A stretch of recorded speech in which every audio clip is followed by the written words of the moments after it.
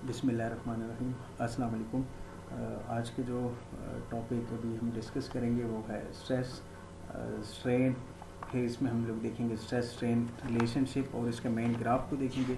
फिर हम लोग डिस्कस करेंगे स्ट्रेन गॉज को, और फिर ये है कि इसमें लास्ट में एंड में हम लोग ये देखेंगे कि जी टाइप्स ऑफ स्ट्रेन गॉज हमारे पास कौन कौन सी होती है। ठीक है, तो जस्ट इसमें स्टार्ट में थोड़ी बहुत डेफिनेशंस ये हैं जो आप लोगों ने पहले भी पढ़ी होंगी, इसको थोड़ा बहुत ओवरव्यू कर लेते हैं। उसके बाद ये है कि स्ट्रेस स्ट्रेन रिलेशनशिप को हम लोग देखते हैं कि वो क्या होता है। ठीक है, देखिए जिस तरह कि हमें ये पता है कि जी स्ट्रेस स्ट्रेस हमारे पास क्या होता है कि रिस्टोरिंग फोर्स और deforming force per unit area, या सिंपल हम ये कहते हैं फोर्स पर यूनिट एरिया, कि किसी ऑब्जेक्ट पे आप लोग जो फोर्स लगा रहे हैं उसके सर्टेन एरिया पे, ये उस पर क्या कहलाएगा स्ट्रेस। और इसका जो यूनिट होता है वो हमारे पास क्या होता है न्यूटन पर मीटर स्क्वायर। तो स्ट्रेस हमारे पास क्या होता है सिग्मा से हम इसको डिनोट करते हैं। ये हमारे पास क्या होता है फोर्स पर यूनिट एरिया।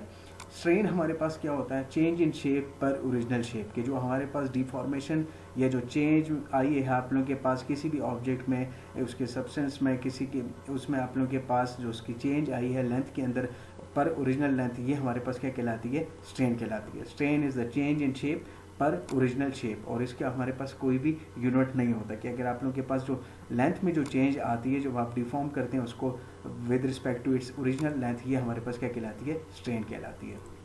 हुक्सला हमें पता है कि जी स्ट्रेस, हुक्सला क्या एक्सप्लेन करता है कि जी हमारे पास stress is directly proportional to क्या है स्ट्रेन। यंग मॉडुलस वाई से हम रिप्रेजेंट करते हैं, और इसका दूसरा नाम क्या है टेंसाइल मॉडुलस, और इसको हम लोग क्या कहते हैं इलास्टिक मॉडुलस। ये हमारे पास एक रेशो होती है of normal stress to longitudinal strain. तो नॉर्मल स्ट्रेस क्या होता है हमारे पास force per unit area, longitudinal strain अभी हम लोगों ने स्ट्रेन की डेफिनेशन देखी कि change in length per original length. तो चेंज इन लेंथ हमारे पास क्या आ जाएगा डेल्टा एल बाई एल। जब इसको सॉल्व करेंगे तो वाई इज इक्वल टू क्या हो जाएगा F L divide by A delta L, ये इसका आ जाएगा रिलेशनशिप हमारे पास यंग मॉडुलस का इस तरह बन जाएगा। फिर इसमें इंपॉर्टेंट जो हमारे पास एक टॉपिक है that is stress strain relationship, या हमारे पास इसको कह देते हैं stress strain graph for ductile materials. Ductile materials वो मेटल्स होते हैं कि जिनको आप लोग कोई भी शेप दे सकें, मोस्टली हम इसको मतलब हैमर कर सकें, थिन कर सकें, पतला कर सकें, इनको कोई वायर की शक्ल दे सकें। जैसे कि हमारे पास इसमें आते हैं अर्बियम आते हैं, गोल्ड आता है, कॉपर आता है, मेटल्स जितने भी हमारे पास हैं मोस्टली, तो उसको हम लोग क्या कहते हैं डक्टाइल मटेरियल, जिसको हम लोग एक खास किस्म की कोई शेप दे सकें। तो इसमें स्ट्रेस स्ट्रेन रिलेशनशिप में यहाँ इस ग्राफ को देखें तो यहाँ पर देखें वर्टिकल जो हमारे पास वाई एक्सिस पे है, तो वाई एक्सिस पे हमारे पास क्या है स्ट्रेस, जिसको हम लोगों ने सिग्मा से डिनोट किया हुआ है। ठीक है, इसी तरीके से हमारे पास जो स्ट्रेन है इसको हम लोगों ने ई से डिनोट किया हुआ है। एक्स एक्सिस पे हमारे पास क्या है स्ट्रेन है। और अगर हम इसको देखें हमारे पास, अगर ये ग्राफ को देखें तो ये इसका क्या है ओरिजिन ओ, जिससे मैं ये कह दूंगा ओरिजिन ओ। ओ से एक पॉइंट हमारे पास किस तरफ जा रहा है ए तक, फिर ए से एक पॉइंट हमारे पास किधर तक जा रहा है बी तक, बी से सी तक, सी से डी तक, डी से ई तक, ई से हमारे पास एफ, जो कि मैंने कहा है कि एक ब्रेकिंग पॉइंट है। इस तक पहुंचने के लिए अगर मैं इस ग्राफ को आगे चलने से पहले ही मैं यहाँ पर आपको बता दूं, तो इस ग्राफ को अगर हम लोग लेमैन की तरह भी देखें ना, तो हमें ये नज़र आ रहा है कि जी ओ से लेकर ए तक जो हमारे पास ये एक लाइन सी बनी हुई है, ये बिल्कुल एक लीनियर है अगर आप इसको देखें, और बिल्कुल हमारे पास क्या है स्ट्रेट है। तो लीनियर और स्ट्रेट का मतलब क्या होगा हमारे पास कि इसमें जितना आप लोगों के पास अगर इस पॉइंट को देखा जाए, इस पॉइंट पर जितना हमारे पास स्ट्रेस होगा उतना ही हमारे पास क्या होगा स्ट्रेन होगा। मीन्स कि ये एक दूसरे के साथ क्या है प्रोपोर्शनल है। ठीक है, कि एक दूसरे के साथ प्रोपोर्शन के साथ आप लोगों के पास अगर स्ट्रेस इंक्रीज कर रहा है तो स्ट्रेन भी हमारे पास इंक्रीज कर रहा होगा। ठीक है, तो इस पॉइंट्स को हम लोग स्टेप वाइज इसमें डिस्कस करते हैं। तो देखें फ्रॉम ओ टू ए तक हमने इसको क्या कहते हैं जी proportional limit. We have an inclined line, देखें अगर इस लाइन को देखें तो हमारे पास क्या है एक इंक्लाइंड लाइन है। ठीक है, ओ से लेकर ए तक, मीन्स कि ये हमारे पास क्या है एक लीनियर रिलेशनशिप है between stress and strain, means a linear relation between stress and strain. और इसको हम लोगों ने प्रोपोर्शनल लिमिट कहा हुआ है from O to A, means when stress increases strain also increases. अगर यहाँ देखें ना कि किसी भी पॉइंट पे ए पॉइंट पे विल्पर्स देख लें, तो अगर स्ट्रेस इंक्रीज हो रहा है तो स्ट्रेन भी आप लोगों के पास क्या हो रहा है इंक्रीज हो रहा है। तो इस वजह से हम लोग क्या कहते हैं कि जी stress is directly proportional to strain. Stress को हम लोगों ने सिग्मा से डिनोट किया हुआ है, स्ट्रेन को ई से स्मॉल ई से, प्रोपोर्शनल डायरेक्टली प्रोपोर्शनलिटी हटाएंगे तो ई आ जाएगा। ई हमारे पास इसमें क्या है यंग्स मॉडुलस और मॉडुलस ऑफ इलास्टिसिटी हमारे पास आ जाएगा। ठीक है, ये चीज़ आ जाएगी।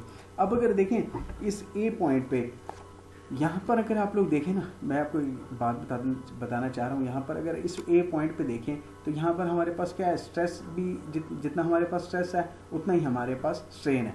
अब अगर इस ए पॉइंट से जो लोड है, बिलफर्ज यहाँ पर एक लोड है, उसको हम रिमूव कर देते हैं, तो इसका मतलब क्या होगा कि आप लोगों के पास स्ट्रेस जो इसके ऊपर था, जो आप लोगों ने इसके लोड था इस पॉइंट पे, स्ट्रेस आप लोगों के पास क्या होगा, 0। तो ऑब्जेक्ट क्या करेगा, ए पॉइंट से किधर आ जाएगा, ओ पॉइंट पे। ओ पॉइंट का मतलब क्या होगा, इसकी ओरिजिनल पोजीशन पे, और ये आप लोगों के पास एक इलास्टिक मैनर की तरह आप लोगों के पास क्या करेगा, काम करेगा। ठीक है, इस पॉइंट को देख लेते हैं। देखिए ये तो मैंने आपको बता दिया कि जी ओ से लेकर ए तक stress is directly proportional to strain. और अगर इसके बाद ये देखें, when we reach at point A, अगर देखें इस पॉइंट तक हम लोग पहुंच जाते हैं, ठीक है, we have stress and strain, we have both stress and strain, directly proportional है तो स्ट्रेस भी होगा और स्ट्रेन भी होगा। अगर हम लोग इस ए पॉइंट से लोड को रिमूव कर देते हैं तो इससे क्या हो जाएगा, आप लोगों के पास जो स्ट्रेस है वो आप लोगों के पास 0 हो जाएगा। We remove the load from point A, तो then the stress becomes 0। The object will return to point O, object इस पॉइंट पे आ जाएगा जो कि इसकी ओरिजिनल शेप है, और ये आप लोगों के पास एक इलास्टिक मैनर के तौर पर आप लोगों के पास क्या करेगा, काम करेगा। ठीक है, इलास्टिक मैनर के तौर पर आपके पास काम करेगा। उसके बाद देखें from point A to point B. अब अगर इस जगह से देखें ए पॉइंट से लेकर बी पॉइंट तक, तो अगर ये देखा जाए ए से बी तक, तो ये मेरे पास क्या बन रहा है, एक कर्व सा बन रहा है। अगर इसको आप लोग देखें, इसका मतलब ये कर्व ओ से लेकर ए तक हमारे पास क्या है, लीनियर रिलेशन था, लेकिन ए से बी तक हमारे पास क्या है, एक कर्व है, एक आप लोगों के पास लीनियर पाथ नहीं है आप लोगों के पास। ठीक है, तो इस चीज को देखते हैं फ्रॉम ए टू बी। ठीक है, from A to B it is a curve. अगर इसको देखें ना, ए से लेकर बी तक, तो ये आप लोगों के पास क्या है, curve. Relationship is not linear if we remove the load at point B. वो कहता है कि जी अगर बी से हम लोग क्या कर लें, लोड को रिमूव कर लें, तो material will get its original shape at point O, so it is in elastic limit. Elastic limit वो होती है कि जो अगर आप लोग किसी भी चीज़ पे अप्लाई करें और वो ऑब्जेक्ट अपनी शेप को रीगेन कर ले, तो हम ये कह देते हैं कि जी ये इसकी इलास्टिक लिमिट है। इलास्टिक लिमिट के बाद अगर आप उसको मज़ीद स्ट्रेच अप करेंगे ना किसी भी ऑब्जेक्ट को, तो उसके बाद वो क्या करता है कि जी अपनी शेप को दोबारा रीगेन नहीं कर सकता। इलास्टिक लिमिट हर एक ऑब्जेक्ट की होती है। जैसे कि हम लोग कहते हैं ना कि जी एफएससी में आप लोगों ने पढ़ा होगा कि जी steel is more elastic than rubber, तो हर एक चीज़ की अपनी इलास्टिसिटी है, इलास्टिक लिमिट है। तो उस तक अगर लिमिट से पहले अगर आप उसको छोड़ देंगे, उस पॉइंट तक वापस आ जाएगा, तो वो अपनी ओरिजिनल शेप को क्या कर लेगा, रीगेन कर लेगा। लेकिन अगर इलास्टिक लिमिट क्रॉस कर लेंगे तो याद रखिएगा उसके बाद वो अपनी ओरिजिनल शेप को रीगेन नहीं कर सकता। उसके बाद देखते हैं फ्रॉम पॉइंट बी टू सी। अगर आप लोग देखें ना पॉइंट बी टू सी को, यहाँ से देखें, ठीक है, B from point B to C, ये हमारे पास बिल्कुल इसी तरीके से है जैसे कि ए से बी तक है। मामूली सा कर्व में थोड़ी सी शेप में थोड़ी सी चेंज आई है, लेकिन इसमें क्या होगा, क्योंकि इलास्टिक लिमिट हमारे पास कहाँ पर थी, देखें अगर इलास्टिक लिमिट थी वो हमारे पास ए से बी तक थी, सो it is in elastic limit. इसके बाद मतलब ये है कि इसमें इलास्टिक लिमिट क्रॉस कर जाएगा, तो इलास्टिक लिमिट क्रॉस करने के बाद ये क्या कर ले जाएगा, डिफॉर्म हो जाएगा, अपनी ओरिजिनल शेप को रीगेन नहीं कर सकेगा। तो इस वजह से इसको हम लोग ये कह देते हैं कि ये हमारे पास क्या है, upper yield point. From point B to C, point C is called upper yield point. There is very little difference, जिससे हम लोगों ने प्रीवियस पढ़ा फ्रॉम बी टू सी। ठीक है, ये उसी के बारे में कह रहा है। ठीक है, if we remove the load at point C, वो कहता है कि जी देखें अगर इस पॉइंट से अगर हम लोग लोड को रिमूव कर लेंगे तो इसके बाद इस पर क्या असर होगा वो देखते हैं। The material will not gate its original shape. वही मैंने आपको कहा ना कि जी इससे प्रीवियस में क्या था, इलास्टिक लिमिट था। तो अब अगर आप उससे आगे जाएंगे तो उसमें क्या होगा, वो अपनी ओरिजिनल शेप को रीगेन नहीं कर सकेगा। It means it is permanently deform. हमने उसकी डिफॉर्मेशन कर दी, अब वो अपनी ओरिजिनल शेप में नहीं जा सकते थे। Yielding means change in shape, this is also called permanent set. इसको क्या दूसरा नाम देते हैं, परमानेंट सेट, कि जी इसके बाद ये अपनी शेप को रीगेन नहीं कर सकता। उसके बाद है from point C to D. अगर आप लोग देखें ना इसमें, इस डायग्राम में यहाँ पर देखिए, सी आपके पास क्या है, एक अपर पॉइंट है, और डी आप लोगों के पास क्या है, एक लोअर पॉइंट है। इसीलिए इसको हम लोग क्या कह देते हैं, लोअर यील्ड पॉइंट कह देते हैं। अगर पॉइंट सी अगर इस जगह पे देखें तो यहाँ पर सी में क्या आप लोगों के पास स्ट्रेन लेस है। देखिए अगर यहाँ से लेकर इस जगह तक इसकी देखें तो स्ट्रेन क्या आप लोगों के पास लेस है, लेकिन अगर डी से स्ट्रेन को नापा जाए या इसकी डिस्टेंस को देखा जाए तो डी पे आप लोगों के पास स्ट्रेन मोर है इस ग्राफ में। ठीक है, तो इसी वजह से फिर हम लोग ये देखते हैं, यहाँ from point C to D, इसको हम लोग क्या कहते हैं, लोअर यील्ड पॉइंट। देखिए it is called lower yield point. At point D is below from point C. अब अगर ये देखें डी पॉइंट लो है और सी पॉइंट अबव है तो मीन्स स्ट्रेन से इसका डिस्टेंस ज़्यादा है। At point C the strain is less. हम देख सकते हैं कि जी स्ट्रेन आप लोगों के पास पॉइंट सी पे लेस है और स्ट्रेन जो आप लोगों के पास है वो पॉइंट डी पे आप लोगों के पास क्या है, ज़्यादा है। उसके बाद है फ्रॉम पॉइंट डी टू ई, ठीक है, सॉरी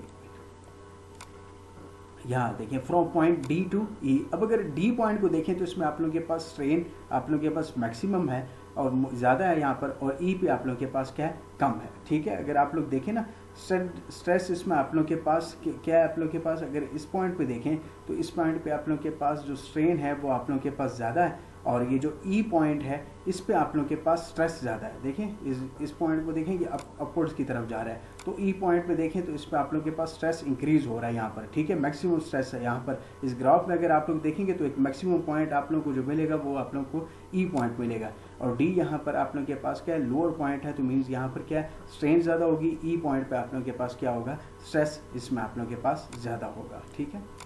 तो इसमें देखें from point D to E, point E is called yield point. Point E को हम लोग क्या कह देते हैं, यील्ड पॉइंट।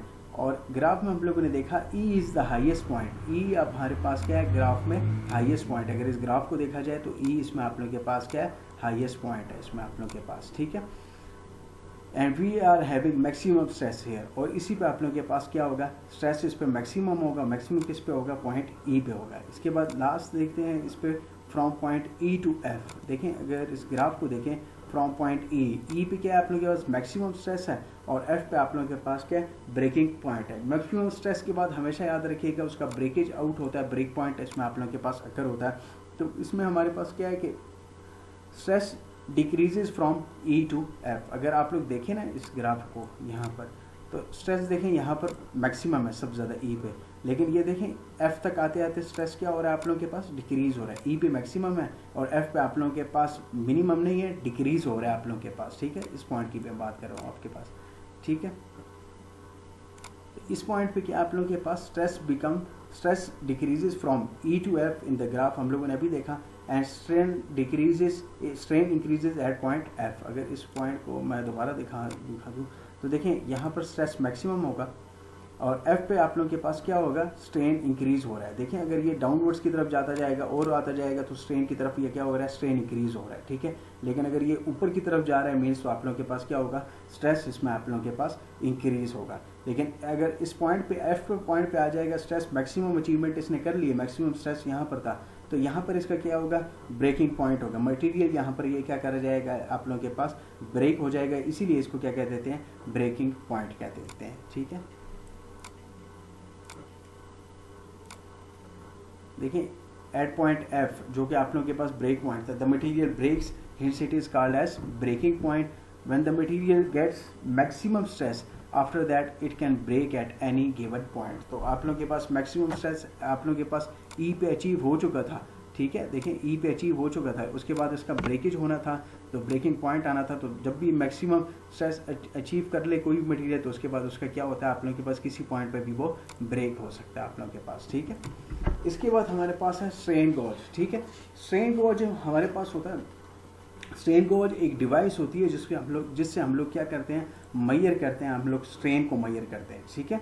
स्ट्रेन गॉज क्या होता है, ये हमारे पास एक डिवाइस होती है, इससे हम लोग क्या मेजर करते हैं कि जी हमारे पास स्ट्रेन को हम लोग इससे मेजर कर देते हैं, मेजर कर सकते हैं, ठीक है।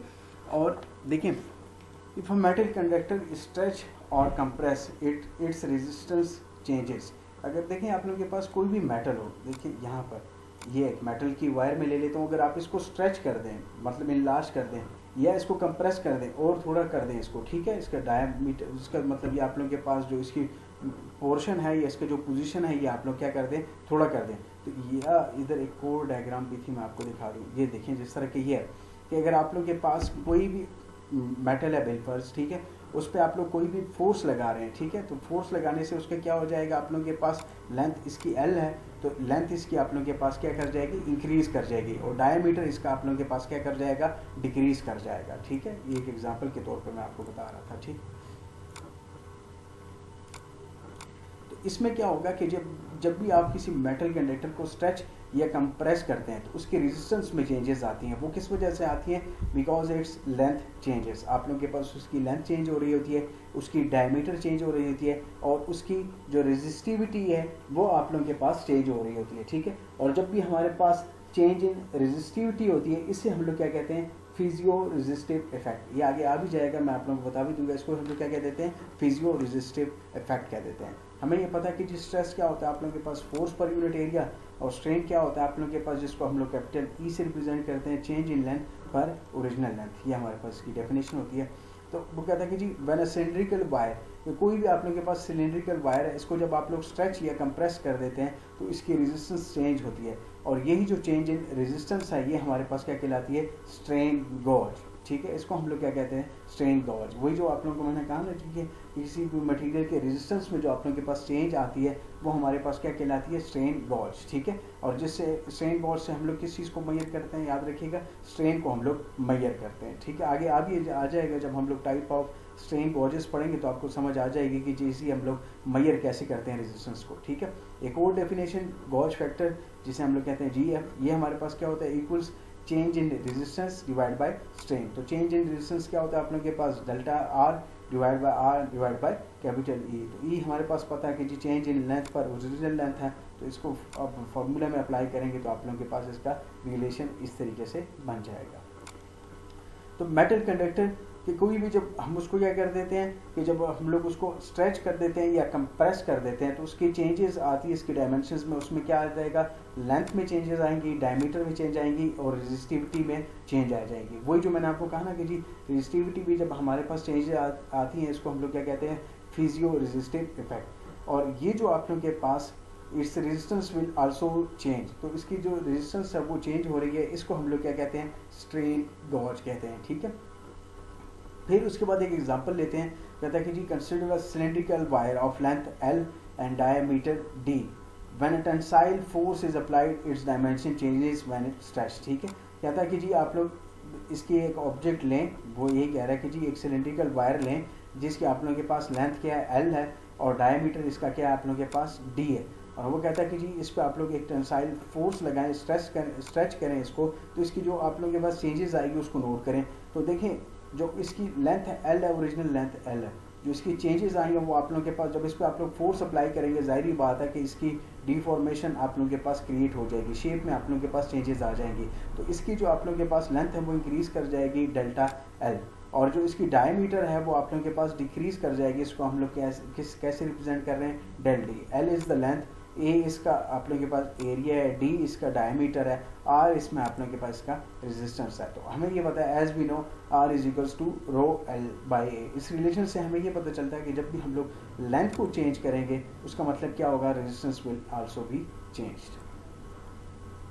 फिर इसमें हम लोग बात कर रहे हैं जो टॉपिक है हमारे पास है वो टाइप्स ऑफ स्ट्रेन गेज है, टाइप्स ऑफ स्ट्रेन गेज, जिसका हम लोग दूसरा नाम क्या देते हैं?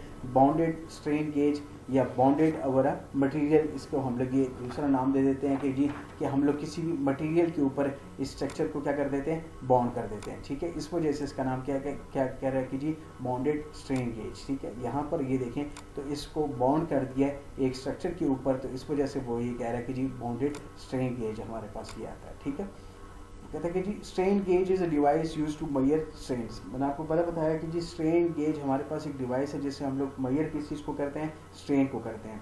और स्ट्रेन गेज के आप लोगों के पास example of a passive transducer. Transducer क्या होता है? जो एक फॉर्म ऑफ एनर्जी को कन्वर्ट करता है into another form of energy that converts a mechanical displacement into a change of resistance. कि जब भी आप लोग के पास मैकेनिकल डिस्प्लेसमेंट होगा, मतलब कि आप लोग किसी ऑब्जेक्ट पे फोर्स अप्लाई करेंगे, टेंसाइल स्ट्रेंथ अप्लाई करेंगे, और उसके आप लोग के पास जो डिफॉर्मेशन या चेंज इन लेंथ आएगा आप लोगों के पास, वो किस चीज़ में आकर करेगा? Change of resistance. और चेंज ऑफ रेजिस्टेंस क्या होती है आप लोगों के पास? याद रखिएगा, स्ट्रेन गॉज होती है, ठीक है। स्ट्रेन गॉज ये आप लोगों के पास क्या होता है?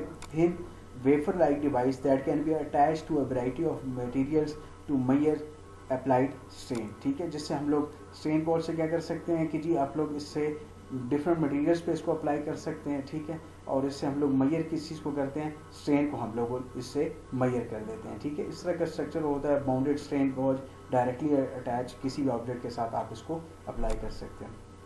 स्ट्रेन गेज को हम लोग कनेक्ट करते हैं व्हीटस्टोन ब्रिज, जिसमें हमें ये पता है कि उसमें क्या होता है, व्हीटस्टोन ब्रिज में अननोन रेजिस्टेंस वो इससे मेजर किया जाता है, through which strain is measure. पहले अननोन रेजिस्टेंस को मेजर किया जाता है और उससे हम लोग क्या कर सकते हैं, फिर स्ट्रेन को हम लोग मेजर कर सकते हैं। और स्ट्रेन गेज की आप लोग के पास 3 टाइप्स होती हैं। पहली कौन सी है, वायर बाउंड गेज, ठीक है। दूसरी है मेटल फॉयल गेज, ठीक है। थर्ड है हमारे पास आती है सेमीकंडक्टर टाइप गॉज, ठीक है। ये हमारे पास 3 इसकी टाइप्स हैं, इसके स्ट्रक्चर डिफरेंट हो गए।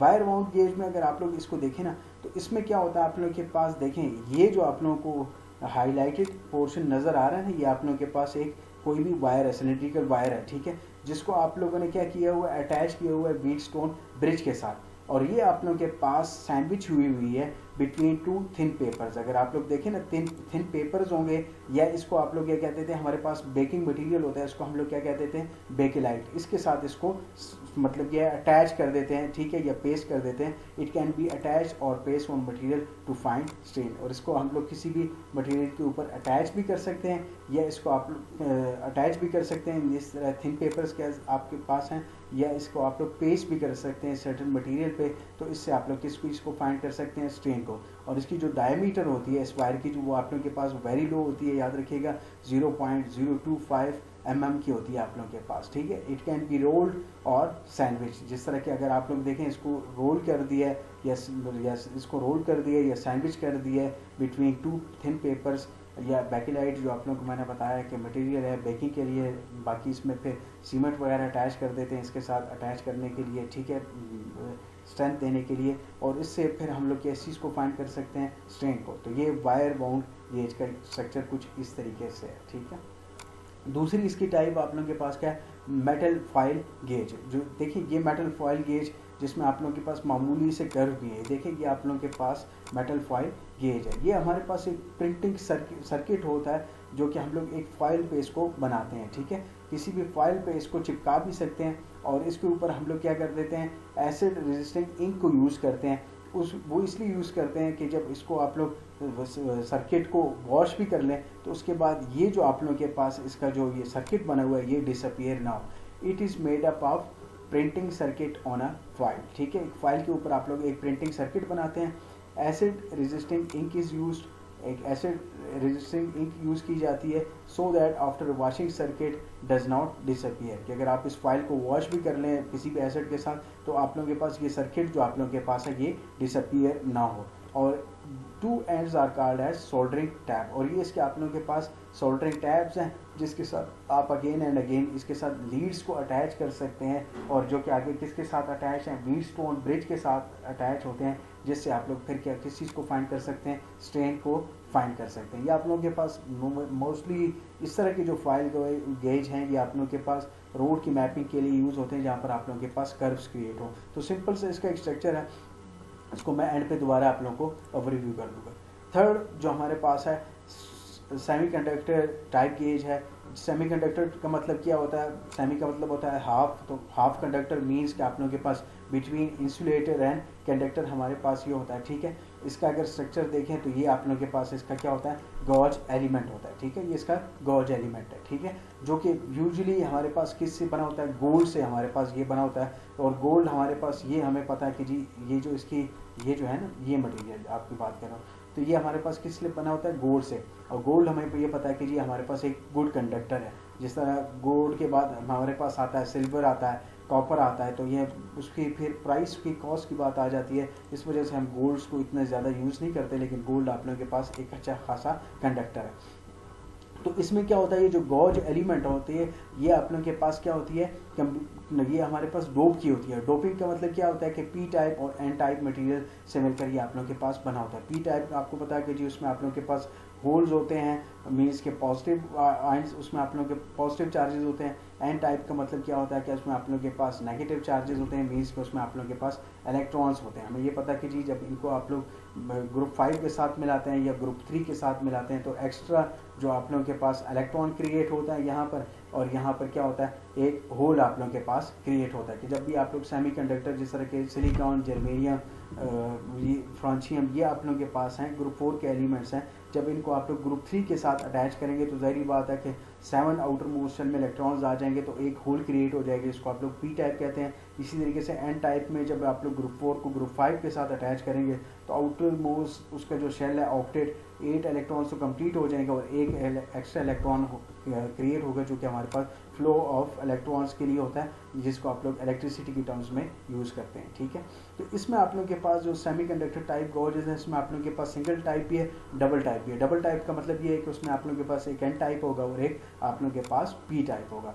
तो वो कहता है कि जी it is a rectangular type combination of both N type and P type, और इसकी जो आप लोगों के पास थिकनेस होती है वो कितनी होती है 0.05 mm, और इसकी जो आप लोगों के पास विड्थ है वो क्या आप लोगों के पास 0.25 mm चौड़ाई, और इसकी जो आप लोगों के पास लेंथ है वो आप लोगों के पास कितनी होती है 1.5 से लेकर आप लोगों के पास 12 mm आप लोगों के पास होती है। ठीक है, बेसिक एक मॉडल साइज आप लोगों को शो किया हुआ है, उसका जो आप लोगों के पास थिकनेस जो विड्थ है ये जो लेंथ है वो आप लोगों के पास इतनी होती है। ठीक है, देखिए स्ट्रेन गॉज की आप लोगों के पास कितनी टाइप्स हैं। स्ट्रेन गॉज किस लिए यूज़ होता है, स्ट्रेन को मेजर करने के लिए यूज़ होता है, और ये हम लोग ऑब्जेक्ट के साथ या मेटल के साथ या अटैच मटेरियल के साथ ये अटैच भी कर सकते हैं या उसके ऊपर हम लोग पेस्ट भी कर सकते हैं, इसीलिए इसको क्या कहते हैं बॉन्डेड स्ट्रेन गेज। और इसके आप लोगों के पास 3 टाइप्स होती हैं। वायर बाउंड गेज है जिसमें आप लोगों के पास एक कोई भी वायर है जिसको आप लोगों ने एक शेप दी हुई है, ठीक है, और इसको आप लोग क्या कर देते हैं कि जी अटैच भी कर सकते हैं या पेस्ट भी कर सकते हैं ऑन सर्टन मटेरियल्स, ठीक है,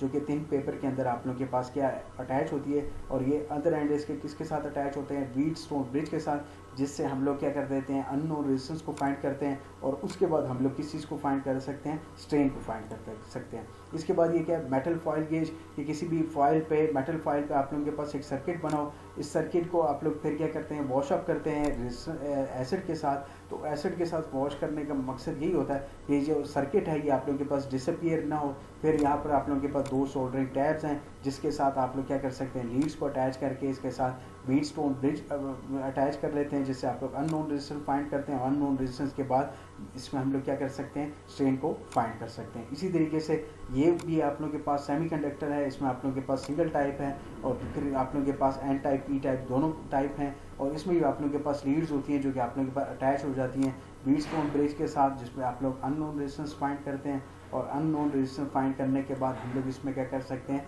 स्ट्रेन को इसमें से फाइंड कर सकते हैं। और ये जो आप लोगों के पास जहाँ पर एन टाइप और पी टाइप मीन्स के डोप आप लोगों के पास यूज़ हुए हों, तो मोस्टली ये इसकी वायर किस चीज़ से बनी होती है, जो आप लोगों के पास होती है वो आप लोगों के पास गोल्ड से इसकी बनी होती है। ठीक है, और ये इसकी सर्टन थिकनेस जो आप लोगों के पास mm में दिखाई गई है, इस तरीके से विड्थ भी आप लोगों के पास और लेंथ भी आप लोगों के पास दी गई है। ये एक बेसिक मॉडल्स का साइज़ था, इसलिए उसका ये स्ट्रक्चर इस तरीके से दिखाया गया है। ठीक है, उम्मीद करता हूँ आपको ये लेक्चर समझ आ गया होगा। ठीक है, अगर फिर भी कोई क्वेरीज कोई क्वेश्चंस है इंशाल्लाह तो उसको ऑनलाइन लेक्चर में इसको दोबारा फिर ये है कि डिस्कस कर लेंगे। ठीक है, शुक्रिया जी, थैंक यू, अस्सलाम वालेकुम, अल्लाह हाफिज़।